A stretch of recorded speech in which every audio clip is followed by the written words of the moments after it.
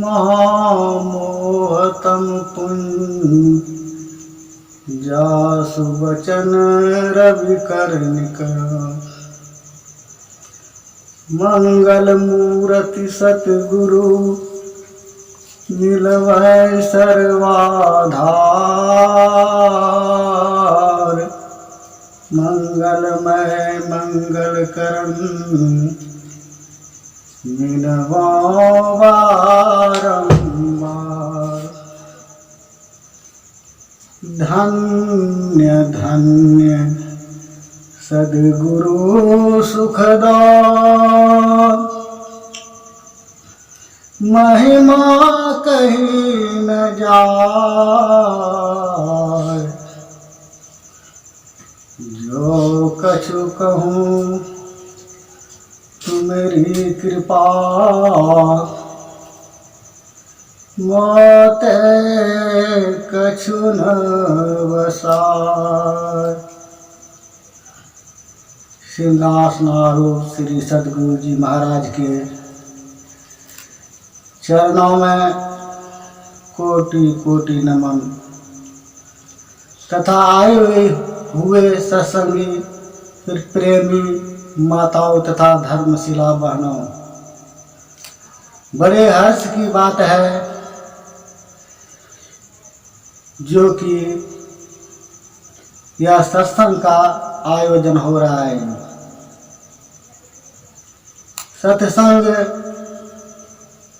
दो शब्द से बना हुआ है। सत है जो बिनसाई नहीं, सत का संग ही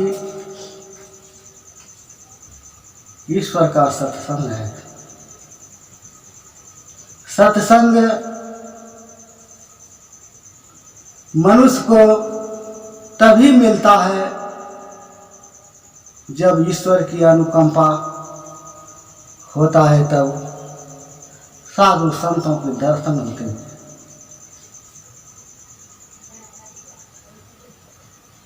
पुंज पुंज बिना मिले ही समता, सत्संगति संस्कृति करणता। पुण्य राशि के बिना संत का मिलन नहीं होता है। जब हमारे संस्कार जब जगते हैं, जो संस्कार जब पूर्व जन्म में जब जगते हैं, तो हमारा भाग्य उदय हो जाता है। उदय होने से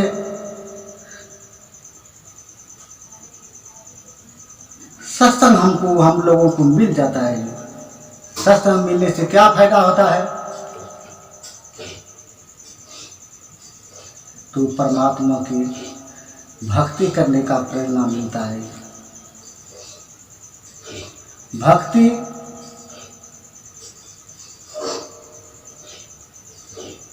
भक्ति उसे कहते हैं जो कि संसार की कुछ मांग नहीं हो। परमात्मा से वही मांगना चाहिए जो कि परमात्मा के लिए ही परमात्मा को मांगना ही चाहिए, और संसार का दौलत या कुछ भी नहीं मांगना चाहिए। ऐसी दीवानी दुनिया भक्ति भाव नहीं बुझे जी। कोई आवे तो बेटा मांगे धन रुपया दीजिए, ये सब मांगने के लिए संत नहीं कहते हैं कि यह सब संसार का चीज मांगो। यह संसार का चीज जो है वह रहने वाला नहीं है। हमारा जो रहने वाला चीज है संसार में जो है वह है परमात्मा का मिलन। परमात्मा का मिलन कैसे होता है? तो इसलिए उसकी गुरु की खोज करना पड़ता है। गुरु की खोज कर करके उसकी युक्ति जान करके साधन करना पड़ता है। वह साधन ऐसे नहीं मिलता जैसे कि सब्जी मिलता है। वह सौदा मिलता है, गुरु के चरणों में नम्रता विनती भाव से प्रणाम करके, विनती करके, आराधना करके कहते हैं, प्रभु आप हमें भक्ति का दान दीजिए, जिससे कि हमारा इस संसार से मुक्ति मिल जाए। मुक्ति पाने के लिए सत्संग का सुनना सबसे बड़ी जरूरी है। सत्संग जब नहीं सुनेंगे तो कुछ फायदा होने वाला नहीं है। दुराचारी से दुराचारी भी सत्संग के वचनों को सुनते हैं तो वह महात्मा बन जाते हैं।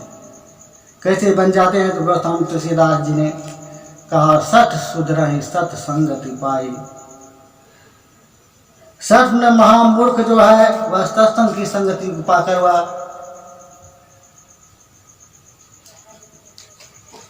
अच्छा ढंग से बर्ताव करने लगता है और परमात्मा का गुणगान करने लगता है।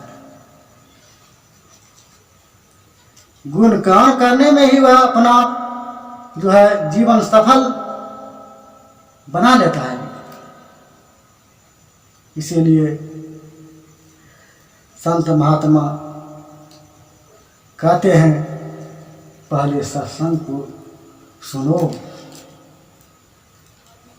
सत्संग सुनने की प्रेरणा देते हैं। सत्संग जब तक हम नहीं सुनेंगे तब तक कुछ पाने को नहीं है।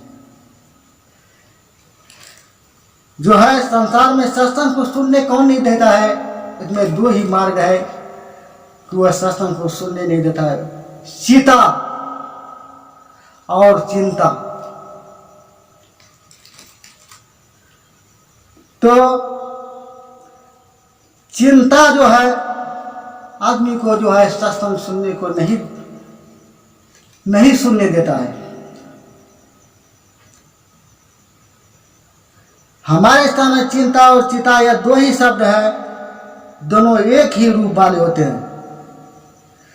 दोनों में सिर्फ एक ही बिंदा का अंतर है, किंतु यही मात्र एक बिंदा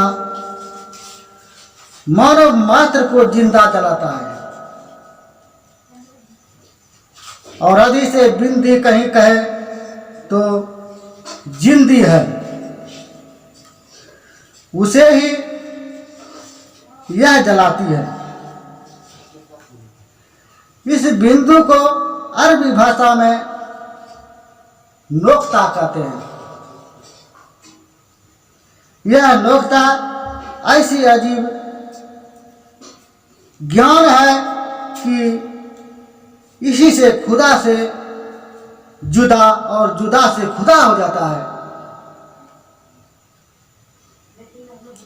इतना ही नहीं, कभी कभी तो वह खुद ही खुदा हो जाता है। नोक्ते के हेर फेर में तुमसे जुदा हुआ, नोक्ता जो रखा सर पर खुद ही खुदा हुआ। खुदा जुदा ही एक ही सूरत नोक्ता बताता है। नोक्ता नीचे, नोक्ता ऊपर, नोक्ता आता जाता है। फारसी में आप खुदा और जुदा लिखिए, दोनों एक जैसे लिखे जाते हैं। बिंदी नीचे देने से जुदा और बिंदी ऊपर देने से खुदा लिखा जाता है। वह बिंदी ही बिंदु है। जब हमारा बिंदु नीचे पिंड में रहता है तो हमारी मनोधारा विषयों में प्रभावित होता है। फलतः हम खुदा से जुदा रहते हैं। और जब हमारा बिंदु ऊपर यानी ब्रह्मांड में होता है तब खुदा जुदा नहीं रहते, बल्कि खुद खुदा बनने के लिए अग्रसर होते हैं। बिंदु सुख सिंधु में डुबाता है और उच्च बिंदु परमात्मा के सुख सिंधु में विसर्जित करता है। चिता और चिंता दोनों का एक ही काम है। क्या काम है? जलाना। कर्म केवल इतना ही है कि चिंता निष्प्राण को जलाती है और चिंता सजीव को जलाती है। चिंता के ऊपर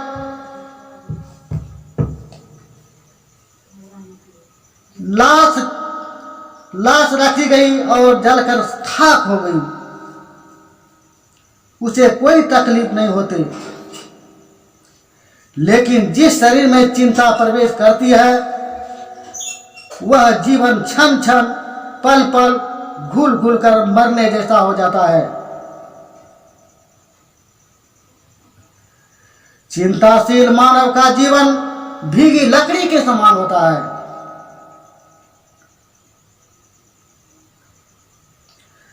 और भीगी लकड़ी में जब आग लगाई जाती है तो उसमें किसी भाग से आग पकड़ी हुई रहती है तो किसी भाग से धुआं निकलते रहता है और किसी भाग से पानी निकलता रहता है। ऐसे ही जिसके हृदय में चिंता रूपी आग जलती है वह आज जली लकड़ी के तरह दुख पाता रहता है और भीगी लकड़ी की पानी की तरह आंखों से आंसू बहते रहता है। हमें विचारना चाहिए कि यह चिंता आती कहां से है। गरीब की झोपड़ी से या अमीरों की अट्टालिका से, विद्वान की या विद्यता से या अनपढ़ों की अल्हड़पन से, अथवा पहाड़ या नदियों से कहां से आती है? यह कितनी विचित्र बात है, कोई नहीं जान सकता। उसे किस प्रकार की चिंता नहीं है। किसी को संपत्ति की चिंता है तो किसी को संतान की चिंता है, किसी को पति की चिंता है तो किसी को पत्नी का चिंता है, किसी को व्यापार का चिंता है तो किसी को अन्य कारोबार की चिंता है, किसी को पढ़ने की चिंता है तो किसी को पढ़ाने की चिंता है, किसी को दुकान की चिंता है तो किसी को मकान की चिंता है, किसी को विराग की चिंता है तो किसी को अनुराग की चिंता है, किसी भी गृहस्थी की चिंता है तो किसी को विरक्ति की। यथार्थ यह चिंता से मुक्त कोई नहीं है, सभी चिंता युक्त है। यह आत्मयुक्ति नहीं बल्कि युक्ति संगत है। वस्तुत चिंता सौंपनी है। इस दृष्टि से हम निसंकोच कह सकते हैं कि चिंता सबको जलाती है और चिंता सबको। इसलिए गौतम तुलसीदास जी महाराज ने कहा, चिंता सौंपनी काइन खाया। चिंता को सौंपन की संज्ञा दी गई। सांप दो प्रकार का होता है और उसका दो काम भी होता है, डसना और ग्रासना। मतलब यह कि सांप बड़े बड़े प्राणियों को डसता है और छोटे छोटे प्राणियों जैसे कीड़े मकोड़े, फतिंगे, मेढक आदि को ग्रसता है। चिंता भी किसी को तो निगल जाती है और किसी को डस कर विकल कर देती है। चिंता से मुक्ति पाने की सदयुक्ति नहीं जानने के कारण आकुल होकर कितने मानव मर भी जाता है। बस तो हमें चिंता का मूल खोजना चाहिए। जैसे चिकित्सक रोग का दवाई खोजता है, उसी प्रकार जिस प्रकार रोग की दवाई ढूंढता है, उसी प्रकार से हमारा जो आवागमन का जो दुख है उसकी दवाई संत महात्मा को ढूंढना चाहिए। वह गौतम तुलसीदास जी ने रमा में लिखे हैं कि राम भगति चिंता मणि सुंदर, बसई गरुड़ जाके उर अंदर, परम परम प्रकाश रूप दिन राति, नहीं चाहिए कछु दिया घृत बाती। मोह दरिद्र निकट नहीं आवा, लोग बात नहीं ताही बुझावा, प्रबल विद्या तम मिटी जाई, हारे ही सकल सलभ समुदायी। हर कामदि निकट नहीं जाही, बचाई भक्ति जाके उर्माही, गरल सुधारस अरहित होई, तही मनि बिनु सुख पावन कोई। व्यापहि मानस रोग न भारी, जिनके बस सब जीव दुखारी, राम भगति मनि उर बस जाके, दुख लवलेश न सब नहीं ताके। अर्थात राम की भक्ति चिंतामणि है, जिसकी प्राप्ति में जागृत की तो क्या बात, स्वप्न भी कलेश नहीं होता। मणि से प्रकाश निष्क्रित होता है, उसी तरह जिस भक्ति में अंतर प्रकाश मिल जाए वही राम भक्ति चिंतामणि है। आंख को दबाने पर जो प्रकाश मिलता है वह ब्रह्म ज्योति नहीं है, वह भरम ज्योति है। यह चिंतामणि मिलती है कहाँ से, वह ईश्वर भक्ति की बात है। इसलिए इसके विषय में पूछना चाहिए। किसके संबंध में सूरदास जी महाराज ने कहा, नह नासिका अग्र है, तहाँ ब्रह्म को वास, अविनाशी विनशय नहीं, हो सहज ज्योति प्रकाश। और भी सहरसा जिला के बनगांव नामक गांव में श्री लक्ष्मीपति जी महाराज नाम के एक सुप्रसिद्ध संत हो गए। वह चिंतामणि मिलने का पता बतलाते हैं। वह मणि कहाँ मिलता है, यह वह मणि की विशेषता को वह बतला रहे हैं कि कहाँ वह मिल रहा है। चंचल चित्त को थीर कर, चौथी में शीतलाओ, चंद सुधा रस चाखी के, चिंता मणि पद पाओ। चंचल मन को थिर कीजिए, इसी को योग कहते हैं। इसी को चित्त वृत्ति निरोध कहते हैं। चित्त को स्थिर किए बिना चिंतामणि नहीं मिलती। बहते हुए चंचल पानी में अपनी परछाई नहीं देख सकते। पानी के स्थिर होने पर ही हम अपना चेहरा ठीक ठीक देख सकते हैं।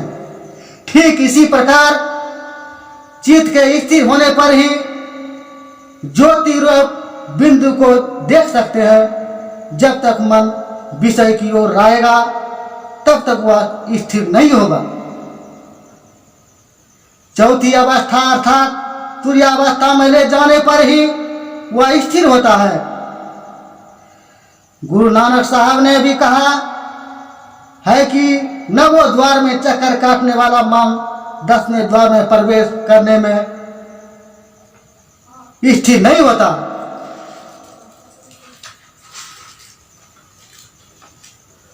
नवदर खाके धावत रहाए, 10वें नीर धरी बासा पाए। खुले मैदान में घोड़ा इधर से उधर दौड़ता रहता है, लेकिन उसको छोटा गली दिया जाए तो वह उसमें दौड़ नहीं सकता है। इसीलिए कूद फान को समाप्त करने के लिए मन को सुषमना रूपी खूंटा में उसको बांधना चाहिए। सुषमसान रूपी खूंटा में मन को बांधने से वह फिर भजन करने लिए लग जाता है। इसे 10वां द्वार या 10वां गली कहते हैं।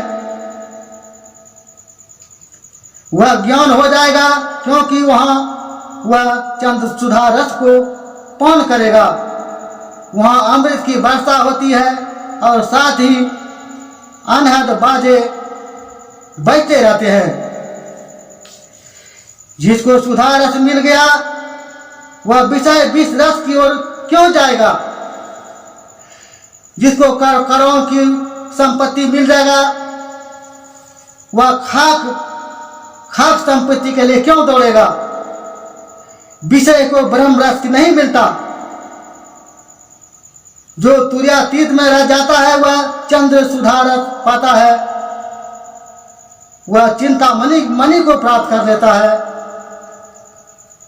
मणि को प्राप्त करके उसका मन शांत हो जाता है और उसका दुख दूर हो जाता है और उसका आवागमन का चक्र छूट जाता है।